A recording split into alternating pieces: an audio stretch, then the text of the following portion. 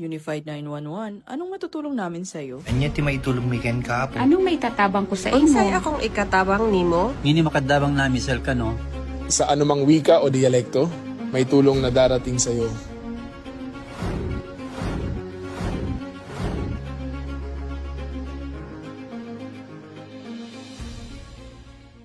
Lilingkod sa bawat Pilipino at magbibigay ng tamang impormasyon para sa tahimik at maayos na Pilipinas. Police News Network, alagad ng batas, tagapagtaguyod ng balitang pulis, sandigan ng mamamayan, patnubay ng katotohanan. La Campo Crame, maghahatid ng pinakahuling kaganapan at nagbabagang balita. Ito ang PNN Police News Network. At ngayon, ang inyong mga tagapagbalita. Magandang araw, bagong Pilipinas. Ako ang inyong alagad ng batas. Tagataguyod ng Balitang Pulis, Patrolman Adrian Dayao. Maghahatid sa inyo ng tamang balita, kwento ng pulis at serbisyo para sa mamamayan. At ito ang PNP News Online. Ang pangunahing balita ng Police News Network. Alagad ng batas, tagataguyod ng Balitang Pulis.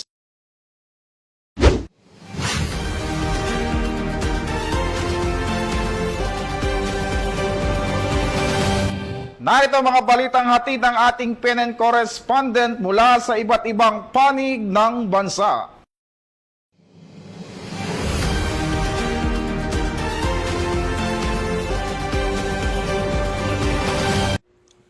Ipinahayag ng National Capital Region Police Office ang kanilang matibay na paninindigan na walang sinuman sa hanay ng PNP ang higit sa batas. Kasunod ng agarang pagka-aresto sa isang tauhan ng Quezon City Police District na sangkot sa isang viral na vehicular incident sa C5 Road, Pasig City. Ang naarestong personnel ay isang police staff sergeant ng District Mobile Force Battalion ng QCPD at kasalukuyang nasa kustudiya at sumasailalim sa kaukulang investigasyong kriminal at administratibo. Batay sa paunang ulat, isang insidente ang kinasasangkutan ng motorsiklo na minamaneho ng nasabing pulis at isang civilian rider na nagresulta sa pagkasugat ng biktima at pinsala sa kanyang sasakyan. Agad umanong umalis sa lugar ang pulis matapos ang insidente. Kaagad namang nagsagawa ng follow-up operation ng QCPD na nagresulta sa mabilis na pagkakaaresto sa naturang personnel. Tiniyak naman ng NCRPO ang patas, masusi at transparent na investigasyon sa insidente alinsunod sa umiiral na patakaran ng PNP habang mahigpit na ipinatutupad ang due process para sa lahat ng sangkot. Binigyang diin din ng NCRPO na nananatili ang kanilang prinsipyo na ang uniforme ay simbolo ng serbisyo at pananagutan at sino mang lalabag sa batas ay mananagot anuman ang katungkulan. Ito ang bagong PNP para sa bagong Pilipinas. Serbisyong mabilis, tapat at nararamdaman. Mula rito sa PNP National Headquarters, ako ang inyong PNN correspondent, Patrolman Don Brosas, alagad ng batas, tagataguyod ng Balitang Pulis.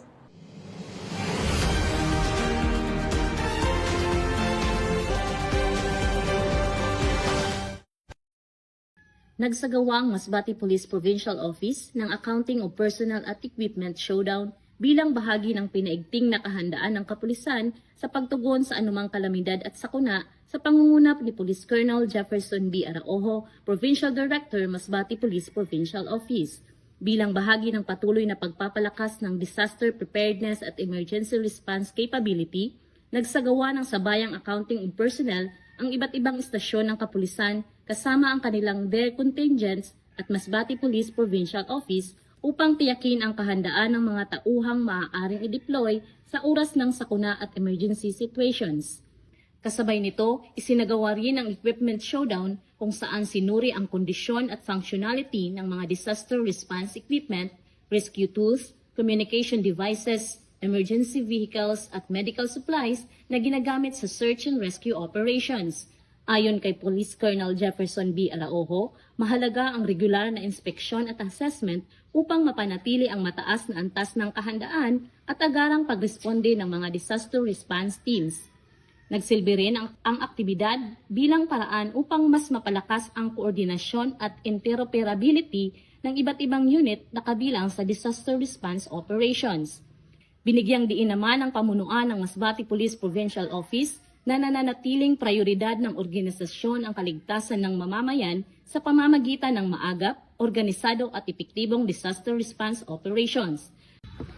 Nakakatiyak ang publiko na ang kapulisan ng Masbate PPO ay nananatiling nakaalerto at handang tumugon ang lahat ng dire contingents sa anumang oras ng pangangailangan. Ako po si Police Corporal Danet R. Alba, nag-uulat para sa Police News Network. At ito ang bagong PNP para sa bagong Pilipinas, serbisyong mabilis, tapat at nararamdaman. Bit-bit ang 3 bronze medals. Pinatunayan ng best practice na Albago Taekwondo team ng ating kapulisan sa Bontoc Municipal Police Station na ang tamang paggabay sa sports ay susi sa pagbuo ng disiplina at ligtas na kinabukasan para sa mga kabataan. Naging matagumpay ang paglahok ng koponan sa 2026 Luzon Taekwondo Championship sa Baler Aurora kung saan nagbigay ng karangalan sina Vren Johan Inyaka Bagangan sa 131 cm Advanced Grade School category, Benjamin Sigsig Chumakong Jr. sa 59 kg Advanced Cadet Division at Jermaine Din Lumbag-Ayan sa Female 48 kg Novice Junior Division. Sa pangunguna ni Police Major Robert B. Sagandoy, ang hepe ng Bontoc MPS, aktibong isinusulong ng himpilan ang programang nagbibigay ng libreng training at positibong aktibidad para sa mga batang taekwondo aspirants na may edad 6 pataas, kung saan si Police Master Sergeant Benjamin Chumakog ang kanilang coach. Ito ay naglalayong mailayo ang mga kabataan sa ilegal na droga, masasamang bisyo at impluensya ng mga rebeldeng grupo habang pinapalakas ang kanilang kumpiyansa, disiplina at pagmamahal sa sports. Sa tagumpay ng Albago Taekwondo team, muling pinatunayan ng Bontoc MPS na ang sports ay hindi lamang kompetisyon, kundi sa bawat sipa ng ating atleta ay sipa patungo sa isang mas ligtas at mas matatag na kinabukasan para sa mga kabataan ng Montañosa. Mula dito sa Mountain Province, ako ang inyong PNN correspondent, Police Corporal Katsumi Coffin, alagad ng batas, tagataguyod ng Balitang Pulis. Muling ipinamalas ng mga tauhan ng Baguio City Police Office Station 7 ang kanilang maagap na pagtugon at malasakit sa publiko matapos nilang agarang respondihan ang dalawang magkahiwalay na insidente na kinasangkutan ng mga lalaking nangangailangan ng agarang medikal na atensyon sa Baguio City. Sa unang insidente, agad na rumusponde ang mga naka-duty na pulis sa U-shape overpass matapos makatanggap ng impormasyon mula sa isang concerned citizen hinggil sa isang lalaking inatake ng seizure sa harap ng Sunshine Maharlika. Sa pamamagitan ng mabilis at maayos na aksyon ng kapulisan, nabigyan ng paunang lunas ang biktima at ligtas na na-turn over sa emergency medical services para sa karagdagang medical na atensyon. Samantala, bandang 8:50 ng gabi, mabilis ding rumisponde ang mga tauhan ng Police Station 7 sa isang insidente sa Siagam-Kayang intersection kung saan isang lalaki ang nawalan ng malay. Agad na naipabot sa EMS ang nasabing individual upang mabigyan ng kinakailangang atensyong medical at matiyak ang kanyang kalagayan. Ang maagap na pagtugon ng kapulisan sa nasabing mga insidente ay sumasailalim sa pagpapatubad ng 7 focused agenda ng Chief PNP, particular sa pagsusulong ng community engagement, public safety at mas pinaigting na police responsiveness upang matiyak ang kaligtasan at kapakanan ng mamamayan. Patuloy na pinatutunayan ng kapulisan ang kanilang kahandaan, dedikasyon at malasakit sa pagbibigay ng mabilis at maaasahang serbisyo para sa bawat mamamayan. Mula dito sa reyon ng Cordillera, ako ang inyong PNN correspondent, Patrolwoman Grace Bulangan, alagad ng batas, tagataguyod ng Balitang Pulis. Patuloy na nagbibigay liwanag at pag-asa ang Sorsogon PPO sa mga kabataang Sorsoganon sa pamamagitan ng programang Project Tanglaw Lahi na inilunsad sa pangunguna ni Police Colonel Alex Cabrera Daniel. Layunin ng proyekto na itaguyod ang edukasyon, malasakit at pagkakaisa ng komunidad para sa kapakanan ng mga bata. Matapos ang matagumpay na pagtatapos ng unang batch na binubuo ng 51 daycare beneficiaries, inilunsad naman ang ikalawang batch na may 55 daycare pupils. Bukod sa pagbibigay ng inspirasyon at suporta, tumatanggap din ng financial assistance mula sa kapulisan ang mga benepisyaryo ng Project Tanglaw Lahi. Sa tulong naman ng iba't ibang stakeholders at partner organizations, nabibigyan din ang mga mag-aaral ng mga pangunahing pangangailangan sa eskwela tulad ng school supplies, uniform at iba pang kagamitan sa pamamagitan ng mga outreach program na isinasagawa ng PNP, katuwang ang OLCFI Sorsogon Chapter sa pamumuno ni Mrs. Marlene R. Daniel. Sa isinagawang launching ng second batch ng Project Tanglaw Lahi, ay nagpahayag ng taus-pusong pasasalamat ang Sorsogon PPO sa mga partner stakeholders, donors, volunteers at iba't ibang organisasyong tumulong upang may sakatuparan ang proyekto. Kabilang dito ang OLCFI, Ginubat Sandigan Eagles Club NCR16, Rotary Club of Metro Sorsogon, Rotary Club of Pikawayan at mga sumuporta sa Zumba for a Cause ng SORPPO OLC. Sa pamamagitan ng Project Tanglaw Lahi, hindi lamang kinabukasan ang binibigyang liwanag, kundi pati pag-asa, pangarap at mas magandang bukas para sa susunod na henerasyon. Mula dito sa Sorsogon Police Provincial Office, ako po si Police Staff Sergeant Angeli Bionson, nag-uulat para sa Police News Network at ito ang bagong PNP para sa bagong Pilipinas, serbisyong mabilis, tapat at nararamdaman. Agad na nakumpiska ang smuggled cigarette products at isang Indian national ang naaresto sa isinagawang anti-illicit cigarette interdiction operation sa Busao Mountain Province noong 12 ng Mayo taong kasalukuyan. Ayon sa ulat, ang suspect na kinilala bilang isang 33 taong gulang na lalaking negosyante ay naaresto dahil sa di umano'y paglabag sa Republic Act No. 10643 o ang Graphic Health Warning Law at Republic Act No. 10963 na kilala rin bilang Tax Reform for Acceleration and Inclusion Law. Nakumpiska sa operasyon ng 82 reams ng Modern Red, 15 reams ng Modern Lights at 10 pakete ng Modern Red na sigarilyo na may kabuuang halaga ng BIR assessed tax liability na umabot sa 850,124.49 pesos. Ang operasyon ay naging matagumpay dahil sa magkasanib na puwersa ng mga operatiba mula sa Busao Municipal Police Station, Provincial Intelligence Unit, Provincial Drug Enforcement Unit at Provincial Legal Office ng Mountain Province Police Provincial Office, Regional Mobile Force Battalion 15, 1st Mountain Province Provincial Mobile Force Company, Regional Intelligence Unit 14, Regional Intelligence Division, Criminal Investigation and Detection Group at BIR. Isinagawa ang on-site inventory ng mga nakumpiskang kagamitan sa harap ng mga opisyal ng barangay ng nasabing lugar. Ang suspek at ang mga nakumpiskang kagamitan ay dinala sa Busao Municipal Police Station para sa wastong dokumentasyon at disposisyon bago magsampa ng angkop na kaso. Ito ang bagong PNP para sa bagong Pilipinas, serbisyong mabilis, tapat at nararamdaman. Mula dito sa rehiyon ng Cordillera, ako ang inyong PNN correspondent, Patrolwoman Lizelle Digman, alagad ng batas, tagataguyod ng Balitang Pulis. Sa kulungan ang bagsak ng top 2 most wanted person provincial level na may kasong murder matapos itong maaresto ng kapulisan sa sitio Bato, Barangay Ermita, Cebu City. Kahapon, Mayo 13 ng taong kasalukuyan. Kinilala ng Police Major Thom Ed Taghoy II, Station Commander ng Police Station 5 Cebu City Police Office. Ang suspect na si alias Kurt, 20 anyos, na residente ng naturang lugar. Ayon sa ulat ng pulisya, bandang 1:35 ng hapon, inaresto ang suspect sa bisa ng warrant of arrest para sa kasong murder na walang rekomendadong piyansa. Samantala, ang akusado ay kasalukuyang nasa kustodiya ng Cebu City Jail Male Dormitory dahil sa iba pang kasong kinakaharap nito. Ang matagumpay na pagka-aresto ng suspect ay patunay ng Cebu City PNP ng kanilang mas pinaiting na pagpapatupad ng batas upang panatilihing ligtas at payapa ang komunidad. Alinsunod sa direktiba ni Police General Jose Melencio Sinartatis Jr., Chief Philippine National Police.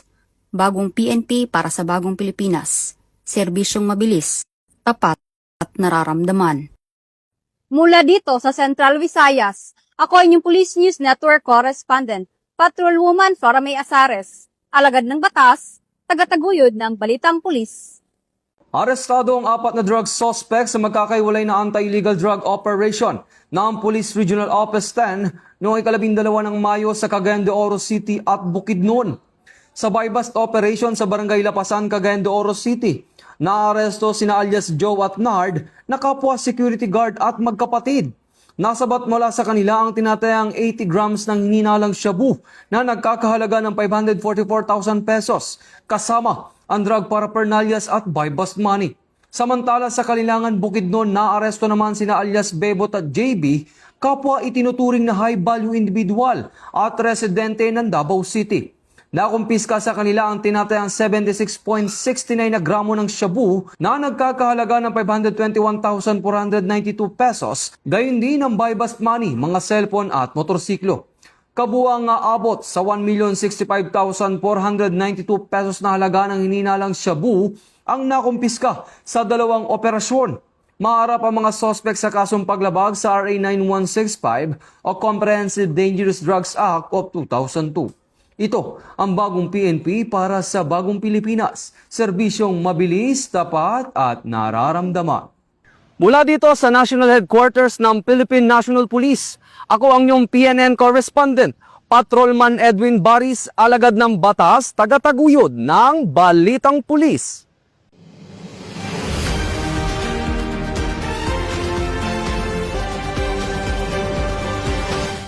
Nasabat ng mga otoridad ang tinatayang 880,000 na halaga ng hinihinalang smuggled na sigarilyo sa isinagawang checkpoint operations ng 1st Provincial Mobile Force Company, Lanao del Norte, madaling araw ng Mayo 14 taong kasalukuyan sa Barangay Samburon, Linamon ng naturang probinsya.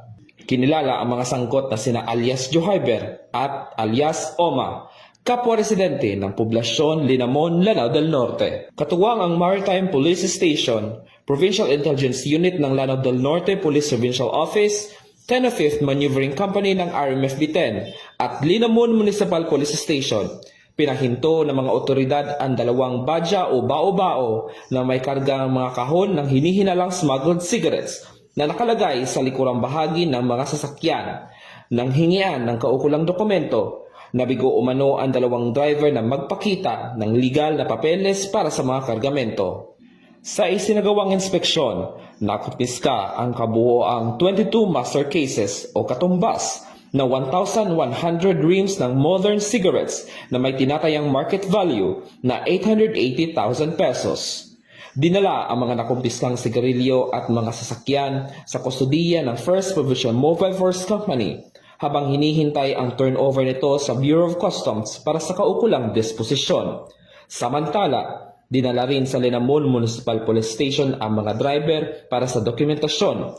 Ito ang bagong PNP para sa bagong Pilipinas. Serbisyong mabilis, tapat at nararamdaman.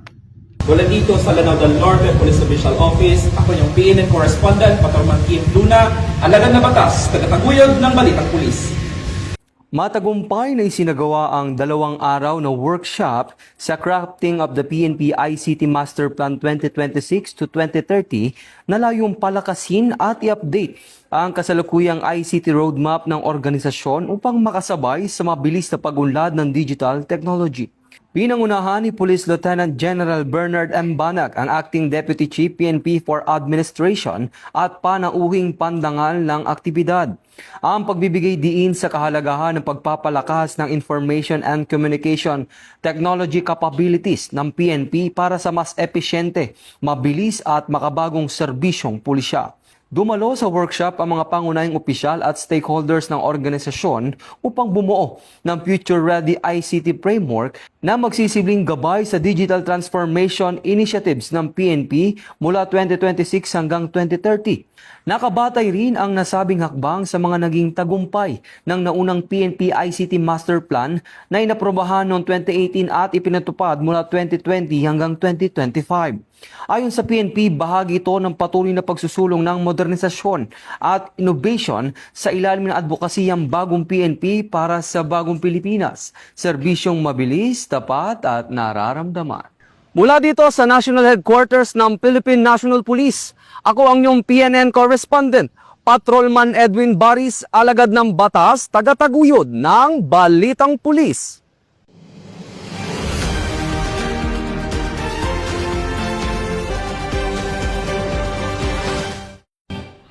At yan ang mga balitang nakalap ng ating mga PNN correspondent mula Luzon, Visayas at Mindanao. Para sa mas malawak at mabilis na ulat ng mga balita, huwag kalimutang mag-like, follow and share sa aming official social media account ng Police News Network. Tutok lang sa aming YouTube channel para sa mga live stream at replays. At i-follow kami sa X account para sa mga real-time updates at Facebook account ng Police News Network. Manatiling mapagmatsyag at laging alam ang totoo. Sa ngalan ng pamunuan ng Philippine National Police sa pangunan ni Chief PNP Police General Jose Melencio Nartates Jr. at sa pamunuan ni President Ferdinand Bongbong Marcos Jr., kami ay maglilingkod sa bawat Pilipino at magbibigay ng tama at balanseng balita.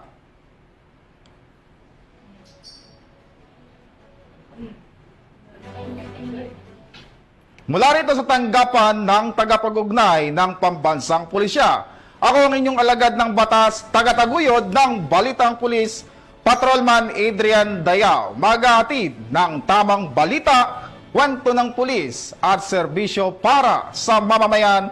At ito ang PNP News Online, ang pangunahing balita ng Police News Network.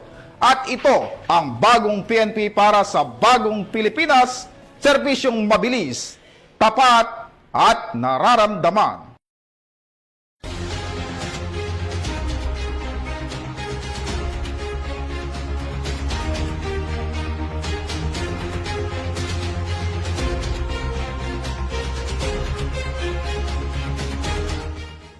Police News Network, alagad ng batas, tagapagtaguyod ng balitang pulis.